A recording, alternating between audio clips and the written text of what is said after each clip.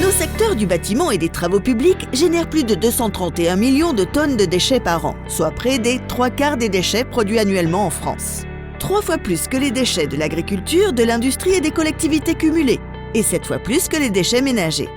Il existe dans notre univers du BTP 3 types de déchets. Nous retrouvons en majeure partie les déchets inertes, déchets qui ne subissent aucune modification physique, chimique ou biologique, comme les pierres naturelles, le béton, les tuiles, le verre plat.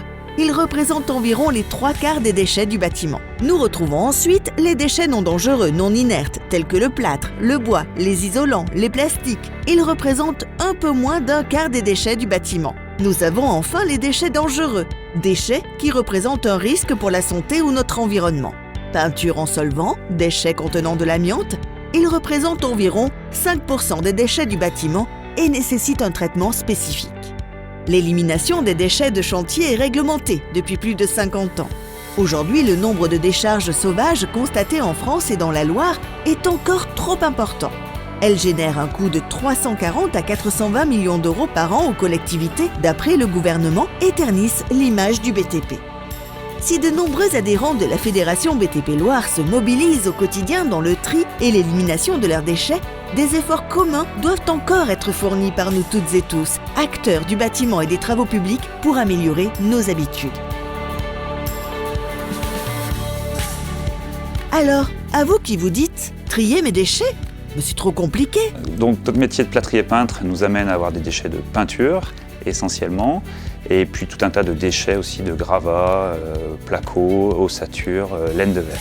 Et récemment, j'ai fait l'acquisition d'une machine aussi à laver les pinceaux pour que l'eau avec laquelle on lave les pinceaux soit recyclée et traitée. L'eau sale est récupérée et traitée séparément avec le reste des déchets dangereux. La mise en place est très simple. On s'est regroupé entre plâtriers et peintres et on a fait une commande commune auprès d'un fournisseur ou 2 fournisseurs.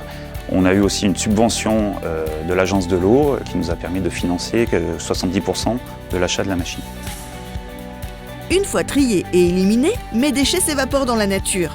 La question des déchets qui s'évaporent dans la nature, c'est une question qu'on s'est posée à Loire Habitat, puisqu'effectivement, on sait que nos opérations produisent beaucoup de déchets. Dans le bâtiment, de plus en plus, cette réflexion a permis de déboucher sur des modes opératoires nouveaux. Et maintenant, un produit qui auparavant aurait été destiné à être jeté, à être détruit, peut réintégrer de nouveau la chaîne de production et fabriquer de nouvelles matières utilisables et de nouveaux produits dans le bâtiment. Donc ça, c'est l'économie circulaire, ça permet d'éviter de jeter les produits. Et nous, on a voulu creuser et voir si on pouvait promouvoir des cercles vertueux comme ça un petit peu sur d'autres produits. Trier mes déchets, c'est trop cher! Les matériaux extraits sur nos chantiers sont acheminés sur nos plateformes de recyclage afin d'être traités, recyclés, pour être réemployés ensuite sur les chantiers. Donc mon père a tout d'abord ouvert le site sur Pélussin en 2001. Suite aux résultats positifs de cette action, nous avons ensuite ouvert une plateforme sur Saint-Chamond en 2010. La valorisation de ces matériaux qui sont acheminés sur nos plateformes nous permettent effectivement d'économiser tous les frais de décharge. Donc effectivement, une économie importante pour nous en termes de coûts de production et également de coûts de transport. En résumé, pourquoi trier ces déchets? Pour contribuer tous ensemble à la préservation de notre planète, pour refléter vos valeurs et votre engagement en matière d'environnement, pour réaliser des économies, en triant mieux le traitement des déchets est moins onéreux, pour exercer votre activité en toute sérénité. Et parce que vous n'êtes pas seul, la Fédération BTP Loire vous accompagne dans vos démarches en matière de traitement des déchets. La Fédération accompagne ses adhérents sur le thème des déchets sur plusieurs supports.